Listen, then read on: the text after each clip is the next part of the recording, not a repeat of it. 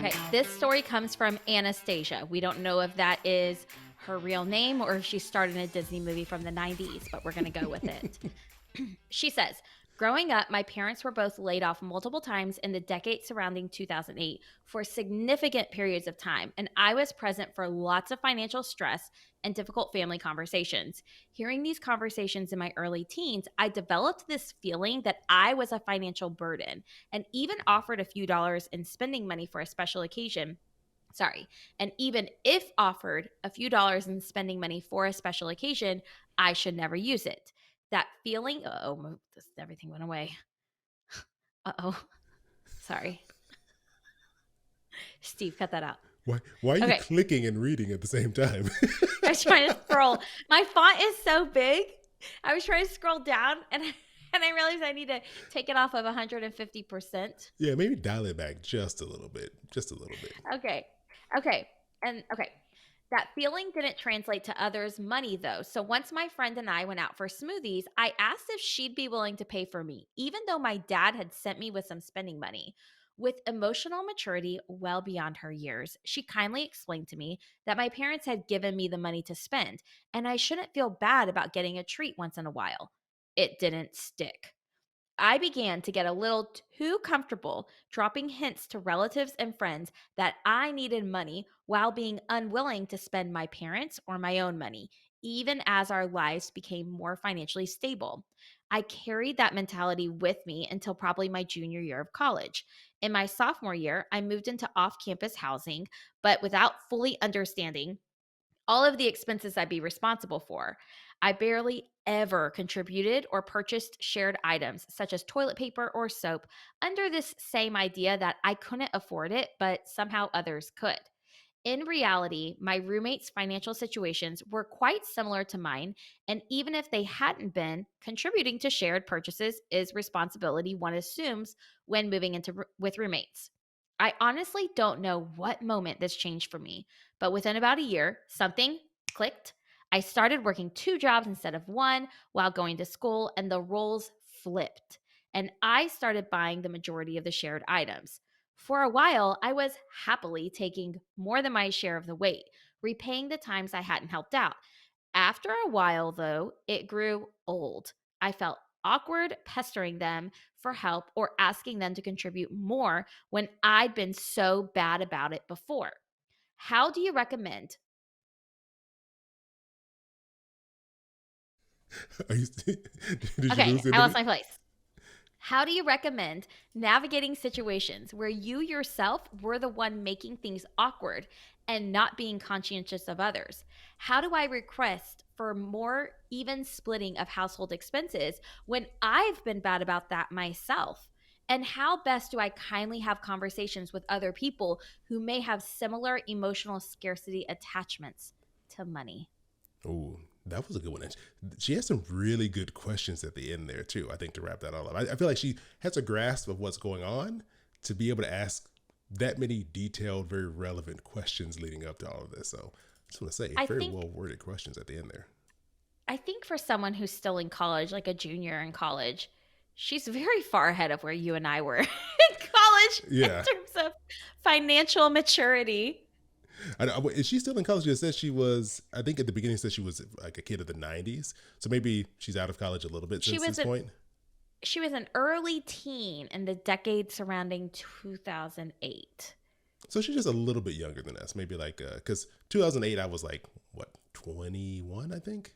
We were I don't 21. know. Yeah, we were 21. So what if she was 13? So yeah, so she's not that. She's probably not in college right Okay. now anymore. I think, but I think the first thing that came up when you were reading that and when I read through it all before was let me even these out again. That the trauma of like our past money experiences, even if you don't want to use the word as strong as trauma, you just say like just the stuff that the experiences we had around money Yeah. when we were younger, like how ingrained that is and how that just sticks with Mhm. you for, I mean, forever if you don't ever address it.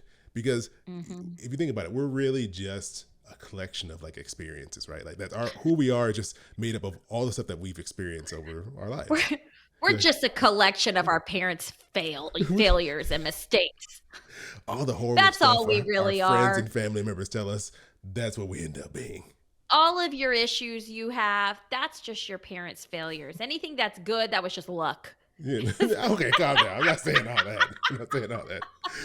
But like, what happened, what we experience has a huge impact on how we just think about Mhm. even like the most basic things. Oh, yeah. And how she just was able to hold on to this like through most of her like young adult life and late teens. I don't know what she did to, like, make it click and see that, Yeah. but that's a lot of work, or maybe someone called her out, I don't know. But here she is now being frustrated with someone else essentially repeating the same Yeah. behavior she had. So what do you think? First off, I guess, okay, so the first question is, how do you think that she should request for more even of splitting of household expenses when she has been bad about that herself? Because at some Mm. point, they might be thinking, you did this the first year. It's your turn to pay this back. Like, they could be thinking that. My the thought that ran through my mind was, how far in the hole is she right now? Like, how much have they Mm, had to cover over the years to like how far are they like in money they've paid to cover her expenses, and how close mhm. has she come to recouping that or repaying that over the time that she's kind of switched her mindset about all this? Because I could see them being bitter. Like I would be bitter. Like if my roommate was like not buying toilet paper and not buying Mhm. food and just like using up everything and just going about their day like everything's fine, I would be a little bitter. And if Yeah. all of a sudden they switched around and started paying for stuff, I could easily see people being like, well, I'll wait, until I feel properly compensated before I start pitching back in again. Your turn. You're Yeah, up. You're up to exactly. bat. So it could, I think I could see it being a little bit of that. They're just kind of like, Yeah. you're finally carrying your weight, so I'll let you, do your thing for a while. I don't know. What are your Okay. thoughts on this? Which she did, which she says she did. She said, "For a while, I was happily taking more than my share weight, repaying the times I hadn't helped out." So essentially, now she feels like she's paid her dues. Whether or Well, not her roommates agree, she feels like, okay, I've yeah, paid my dues. I have really been going overboard and really doing my share of the weight. Now we're even and it's time to split costs evenly. That's essentially where she stands. So it's time to have that conversation. You and I are yeah. roommates. I'm not sharing, I'm not doing my part. What do you say to me? Now, the thing is, it's about perception, right? Like she could feel Mhm. that she's Yep. done her part, but they could have a completely opposite feeling. Like she's like, oh, I was at, I owe them $500. I'm at 550. Now it's their turn, and they're like, no, you're actually like $2,000 in the hole now at this point, and Yeah. you're a quarter of the way done. So you could be hitting at different points, but it sounds like Absolutely. if she's at this point now where she's kind of really aware of what's going on now, I think the first thing is just sit down and have a conversation. I think you just need to and be honest with where you were and where you are now. So Mhm. I would start off with like, hey, I just want to talk to you because I know I've been really bad about paying my share. Like I've kind of been, dealing with some my own issues with money, and I've finally it's finally clicked, and I understand where it's at, where I'm at, and how I've been acting. So I've been trying to carry my weight and make up for, the things I haven't been paying for. Mhm. I feel like I've done a good job of kind of getting back to that point. How do you feel about this? Do you feel like I've done a good job of carrying my weight now and making up for what I've done, or do you feel like do you still feel angry or upset about what I've done and don't feel like I've done enough to make up for that? I think you just gotta be honest and lay it out there and let them Mhm. speak their piece about this, because I think oftentimes we all have drastically different kind of thoughts and feelings on what we think is happening in a situation, even though we Mhm. all feel, everyone thinks, yeah, I know Yes. what's going on, I know exactly how this is happening. You could be Yes. way off base and could feel completely different about this. I love that. I love exactly what you said. Like, I wouldn't change anything because I love that it was open, it was honest, and it was vulnerable. And one of the things that she asked is, how is it best to have these kinds of conversations? And I think that you have to go into it realizing that it's going to be uncomfortable. And just because it's Mm, uncomfortable doesn't mean yeah. it's bad. Having uncomfortable conversations is hard, but they are necessary. They're necessary so that way you no longer resent your Mm, roommates no longer resent you, and you have open communication about everything that's going on within the home. So, whether or not they are hard doesn't mean that that's bad. It just means that it's uncomfortable, and that's okay. It doesn't yeah. have to be that way forever, but it's going to be that way at the beginning. Oh yeah. I mean, here, transparency. Since we always talk about other people's stories on here, I'll share a little bit of my story. For me, Oh, one of the, you I didn't know pay for the toilet paper? I've been getting free toilet paper from my neighbors for years. No, I, for me, I'm someone. We've talked about this before. We have a really difficult time being direct, right? Like and being like forthcoming Hey, on I've something. gotten better. We've gotten better, and I feel like I've been working on that as well.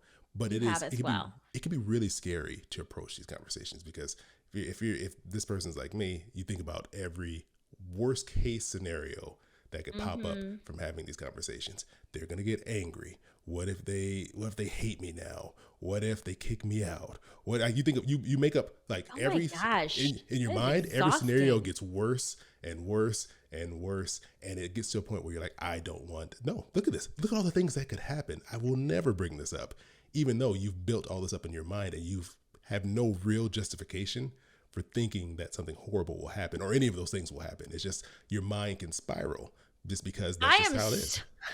I am so glad you're in therapy. This is Your mind I can am spiral. You can get I into am so these weird sorry. traps with your thoughts. Okay. I don't usually get into like weird traps of like 19 different things. Mine will be like two. Oh no, my mind will keep going and building and building and building, which is not a good thing because it makes No. it makes these what could be sometimes small or sometimes even serious situations even worse and scare you from making these steps. And I Yeah, think paralyzes you, yeah, it right? paralyzes you. Like it's too much. I don't want to handle this. I'm just gonna ignore it. But the best thing you can do, even when it's scary, is to just try to approach it. And you just learn from each experience because not everything's gonna go well. Every time you confront someone, Yeah. it doesn't mean it's gonna go well. Okay. So you said you had an example. Is this that time whenever you weren't paying for toilet paper with a No, that was my roommate? example. Just your thoughts kind of like Oh. building up on you, like where you just like you're afraid of something and you don't want to address it, and you can Mhm. get yourself stuck in these kind of like paralyzed Yeah. situations. So I don't know. What about you? I've talked way too much already. I feel like I've talked like three times the amount I normally No, talk on the show. this has been really good. I mean, I'm trying to think of like different kind of roommate situations. And I can't think of anything that's like totally relate, but I know that it's easier, like you said, to kind of avoid it. Like I remember being in college and I had two roommates. We were living in this little duplex, and I was the only person that had a bathroom that was like out in the open space. So their two bedrooms had an in suite bathroom, and What was my this, a dorm or bedroom, apartment? it was a duplex. It was like a house. Okay. And my bathroom was like next to the living room. But no one was supposed to use my bathroom except for me because it's my bathroom. And I remember like them throwing parties, and we got into these big fights because they all their friends would use my bathroom, but they were like messing it up. And so I remember I like took my toilet paper out of the bathroom. I was like, "You don't get to use this." And I like took my towels because one time one of their friends like took a shower in my bathroom Just and used my nice at the middle of a towels. party? Like they were drunk or something. Yes, I was furious. Or I would like lock my bathroom door to be so Wait, that from the inside, from how the would you get back outside. in? I would pick the lock later. Like, this is what happens. This is what you have to go to when you're not willing to have those uncomfortable conversations. You hoard toilet paper, you steal your towels and you hide them in your bedroom, and you lock yourself and everyone else out of a bathroom. It's not a pretty picture. I don't No. recommend it. I wasn't willing to have the conversation, or if I did, it clearly didn't go well. No. So did you ever so you never confronted them about it? Did you ever like I don't bring it up? remember. We got into like a really big divide to the point where like it was actually really unhealthy. We got into this really big divide where like I wasn't talking to them, they weren't talking to me. I don't remember why. I think it's because they partied all the time, Yeah. constant. I'm talking like on weeknights, and I was like, I just can't keep You're up. like, I'm Like, can trying to y'all be watch quiet? Jeopardy and you guys are making all this noise. I just got back from Luby's. Oh, you don't know what Luby's is? No, you It's told for me it's old like your wait, people. it's like a Texas buffet place. Yeah, but it's for old people. It's not buffet. You have to buy it. You get the Luann platter. Oh, That's excuse me. Wait, is this like Denny's? Do you have Denny's in Texas? yeah, we have Denny's. It's nothing like Denny's. It's better than Denny's. Oh, excuse me. I know you're a Anyway, Denny snob over there. anyway, all of that to say that I tried having the uncomfortable conversations. It did not go over well. None of us were very mature, and I ended up literally just avoiding my house. So I just wouldn't go home. So I remember in the summertime, I was taking summer classes and stuff, and I would just like go to the rec center on Mm. campus and I would like run 3 miles. And then I would be like, I don't know what to do. I don't want to go home. So I would go to like the vending machine, eat a Kit Kat bar, and then like run 3 more miles. It was incredibly unhealthy. The I fact that was you'd rather run than be in that apartment says a lot. Yeah. So, but that's like that's the cautionary tale, right? You don't want it to get to that point. So to Anastasia who wrote in, number 1, I'm so thankful that you're even thinking through how to have these conversations before just emotionally confronting your friends. That's number 1. Like you're thinking through it. And this goes Mm. really for any relationships or any communication, right?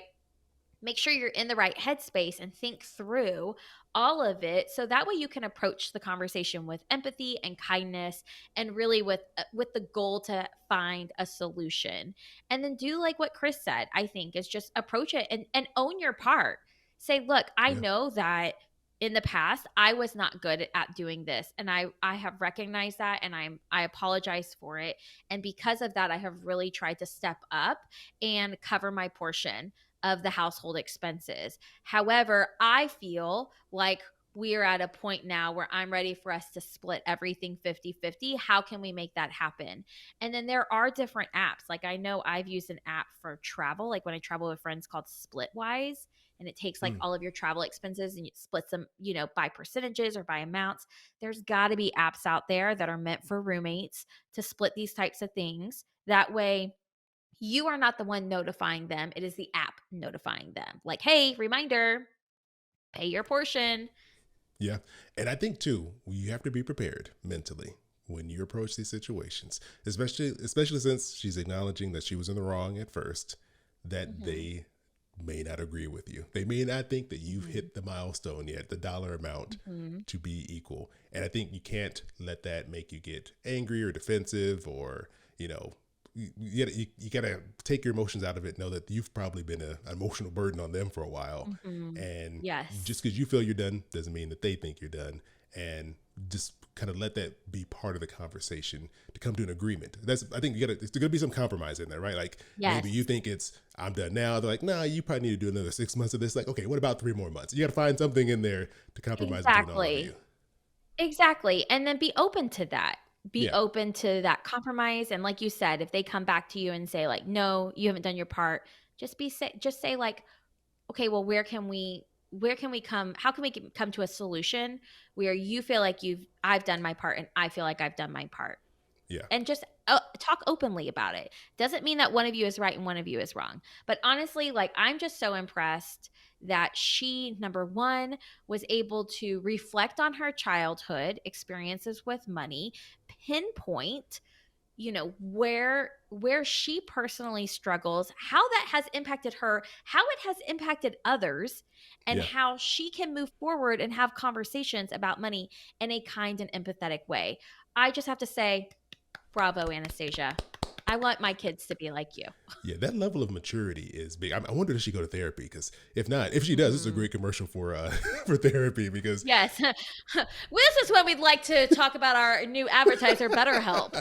You can get BetterHelp for $5 a month when you use the is that how much code it costs? Chris and Allison. No, it's more expensive. Chris and Allison are awesome. Just kidding. That's this. We are not affiliated with them. Don't try to use that code. It will not work. No, no. Better hope if you're listening, we'll talk to you if you have something you Feel want to talk to us free. about. Yeah, we talk about therapy a lot. We'll promote you. Send us all your money so we can, I don't know, Go pay for make a more lot of therapy money. for That sounds ourselves. terrible. I No, know. so we can pay for more therapy. Uh, So we can so we can have therapy and go through our own issues. Yes, go talk about them. I'm curious because I think we've all had like these roommate situations. I think I had one too Mhm. where I had a roommate. Would never confront him about anything. I think I finally broke Mhm. down and said something because I'm not like a neat freak, but he was definitely dirtier than I was. Like he was just kind of Mm. living life wild and free. But I was just too nervous. I never brought it up until I just got so frustrated that when the Really? lease was up, I just left. Like I just Oh, like okay, you know what? I can't. I'm not gonna renew. I'm gonna do my own thing. I had a rough roommate situation where my roommate snored really loud, and I was like, "Dude, you've gotta use these breathing strips." And we should probably, like, is it weird we share a bed? I Is knew this where this was going. this happened, like, 3 days ago. I've been getting such poor sleep thanks to Matt and his snoring, So and that was he's the he problem. He's caused these issues. yes, and but he went and got these breathing strips, and he hasn't been snoring. It's been so wonderful because I was like, "I'm about to, like, go sleep on the sofa." It's been Yeah, so bad. snoring. And then I put in earplugs, and it fixes the problem, but then but then I sleep through all my alarms. Yeah, that So I doesn't work can't out. be a responsible adult and mom that gets her kids up for school in time if I'm not waking up myself. So, Well, I'm happy it was able to be anyway. fixed with those breathing strips because I've heard that does not work for everybody. Well, we're on, like, night 3. So, anyway, I don't know, but it's a bad roommate situation. Yeah, well, I'll say it, my parents, both of them snore, and I remember growing up and being like in my room, just hearing. I'm like, who are these people sawing logs in 3 in the morning? Oh my gosh, I have to share with you what Angie just said in Discord. She's a patron member, by the way. And when you're a patron member, you get access to Discord and you get to chat with us directly when we're recording. And she just said, "We camp out in the living room sometimes with my kids," which, by the way, that's so cute and I love it. The other day, my son, who is 6, says, "Is it okay if we ask daddy to go back to the bedroom and not camp with us?" I remember I Oh, remember growing up and traveling, like, we would go see my grandparents, and we would go see my one of my grandmas. We would all sleep in the same room. It was like it had like 4 twin beds or something, like 2 twin beds with 2 trundles. And I remember going to bed and being like, "You gotta fall asleep before he comes. Once he comes and he falls asleep, you're not gonna be able to fall asleep." And I would just be like laying there, be like, "Go to sleep, go to sleep." It was so stressful. I have all this pressure that's on a myself great to way to fall go to asleep sleep. before my dad fell asleep, because when my dad fell asleep, I knew I wouldn't be able to fall asleep. And so I would be like, "I'm going to bed early tonight because he's going to come. I don't know when he's going to come in. And if I'm not asleep," it was a very stressful Oh man. environment. Hey, snore. I know I snore, but I don't hear it when I'm asleep, so I guess it's okay. There you Oh, go. but I was That's gonna one way to look at it. right, great for me. But I have one question for you. In Okay. her question, she mentioned that where was it at here? Oh, how's the best way to kindly have conversations with other folks who may have had similar emotional scarcity attachments to money? And I want to ask you, have Oh. you ever dealt with like some type of money issue or like I said, some type of mindset around the way you handle your money or your family handles money that you carried into adulthood? Let me just, it's like I need to make myself small. Go ahead. You can take over the screen. Oh, have I ever? I mean, of course I have. Absolutely. I don't know if I want to get into it. You don't I have to, really you don't have to get into try. it. I really try. So here's one thing, because I mean, don't we all have money? Let's not call it trauma. Let's call it money mindset. We all carry money mindset from our childhood. Like Yeah, there's 100% something in we there do. for all of us. Absolutely. And years ago, 10 plus years ago, I was like, my parents were fools messing me up like this. What were they thinking? Do they know? Like, I was just like, how dare they put this on me? Or I reacted to this in this way. And now as a parent, I am like, oh Mm, crap. Like, this is not, it's never intentional. So I mm, have a lot of, like, grace and empathy and for my parents, because I know that they were doing the best that they could at the mm. time. Yeah, And yeah, did they parent me and teach me about money in the way that I want to teach my kids about money? Absolutely not. But I only know that because I went through the experience I went through. yeah, So yeah, I exactly. mean, money was rough growing up, but in all of that, I also realized that my money story is their money story. In fact, Mm, my money story is more of their story than it is my story. And their issues that we grew up with really truly belong to them. And mm. so, out of respect to them, that is one thing that's very off limits for me Oh yeah, yeah. and what I'm willing to share about, just because we all screw up. We're all doing the best we can. And one day, when my kids have their very own podcast They're gonna be like, or let write their me own tell book, you about my mom. I'm hopeful that they'll be like, Man, mom really screwed us up sometimes, but we're not gonna air air it all out there. You, But I would but all of that to say that, yes, there have been ways that my parents have, like, I've carried that in, but it's also my responsibility to change that mindset. Like, it's my responsibility as an adult, as a person, to work through those feelings. It's not their responsibility now to fix it. They can't go yeah, back in no, that's time. true. They can say they're sorry. They can talk to me about it now if they want, but ultimately it's my responsibility. And so I accept that responsibility and I take it and I deal with it. Um and I think that she had said, how do you have those conversations with others that Mm, might be dealing with the same scarcity mindset? I think being open, honest, and vulnerable is a wonderful place to start. And I know, like, Chris, my whole money history. You know everything about, everything about my childhood and money, but that, and we have been open and honest about that. And I think that that's a wonderful way to talk to someone else about someone who might struggle with the same thing. What do you mm. think? I would say I was gonna say something else, but then as you start talking, you kind of trigger something in my mind that when I was younger, like when I was in my 20s, I know I handled these situations a lot differently than I would now. Mhm. And one of the things is knowing that not everyone is at the same place. And just Mhm. because you've, like, for this person, Anastasia, she's reached this new level, right? She's this new level of enlightenment. She's got this like clicked, oh, Yes. I understand myself now. I understand why I was doing those things. But that Mhm. was because whatever journey she went on, it took her to that place and now she knows. Whereas Yes. a lot of other people might not be at that place yet.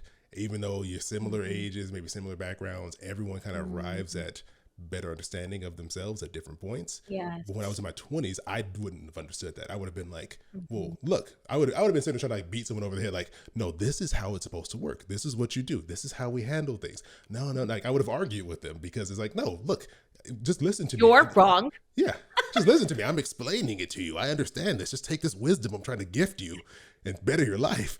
But now, as someone in their mid 30s, I'm like, yeah, no, you can't really approach it that way.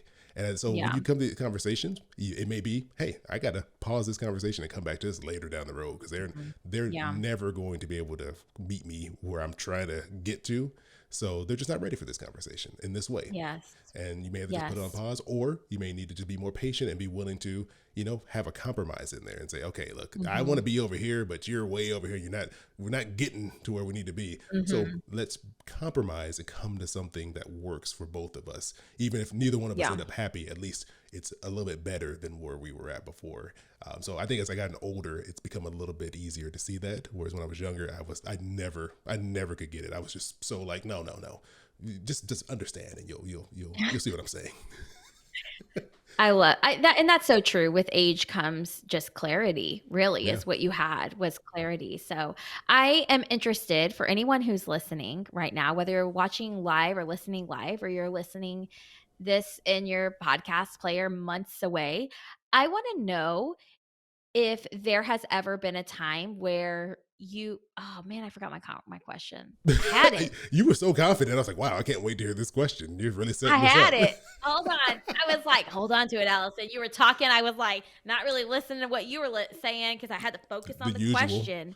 I was like, "Here we go. This is how I'm gonna wrap compromise. Is it that what up, you're going to talk Allison. about? Like Gonna wrap it up, compromising. tie it up with a pretty bow." I wanna know, for anyone who's listening, whether you're listening now or you're listening in the future, whatever time you're listening to this episode, I wanna know if Did you I start don't that? even Did you remember. start that sentence hoping that by the time you got to the end, you remember the question? Hell yes. You know me so well. That was a real I Michael don't Scott moment. remember. And there was a very insightful question that I was gonna say, but you see, my ADHD medicine has worn off, and I haven't gone to the black market to get it anymore yet. So I think you were going to say, have you ever said to yourself that you're not going to, for any reason, at any time, ever, under no circumstance. I'm just doing this is Michael from The Office where he was. Do you remember that he was in there with David Oh, Wallace? And yes, he's like, yes. sometimes you just start a sentence and you You don't figure know it where out. it's going. Yeah. That's how I feel most of the time once my medication wears off. No, I guess what I wanted to ask is, for anyone who's listening, I want you to write in and share with us if there has ever been a time in your life when you, I don't know, You just try to do the same thing for a third time. How about listen, this? this is a no judgment zone, okay? This is a no judgment zone. Here, I got a My question for medicine everybody. wore off Here, I 5 got a question hours here. ago. I, Okay. if it, I'm not gonna start it off like you. If you've ever been in a situation where you've had to compromise, right, and work with someone who's not at the same place you are, like you're two different places, and you know there's some that what you think should be the right thing to do is, but they're not kind of meeting you there. How have you navigated that? How have you dealt with that when you're coming from two different places and you have to come to this agreement with someone else who's not quite there with you? How about that? Is that okay? I just made that up. So Yeah, what Chris said. yeah, Send it to us in a DM at there we This go. Is Awkward Podcast on Instagram and TikTok. Boom. Boom. So thanks to Anastasia for taking the time to send in that question. Really appreciate it. She actually sent in two. So there's another one we might be able to pull out on a future episode here, but I we're love running it. low on questions. So you can head over to awkwardpodcast.com. Go there. You can make up whatever name you want. There's a form on the website. We had She-Hulk last week. We have Anastasia, who that may or may not be her name. We don't know. But you can put whatever name you want. We don't care. And then leave us your awkward story. That way we can discuss it here on the podcast. I love that. Oh, sorry, you were Or you drinking can your call wine. us. I should just Sorry. kept going. I was drinking my wine. Or call us at 707 200 8259. Leave us a voicemail. We promise we won't answer, we won't bother you, but we do promise that we will use your, potentially, as long as you speak really clearly, we will use your call in a future episode. We want to hear from you.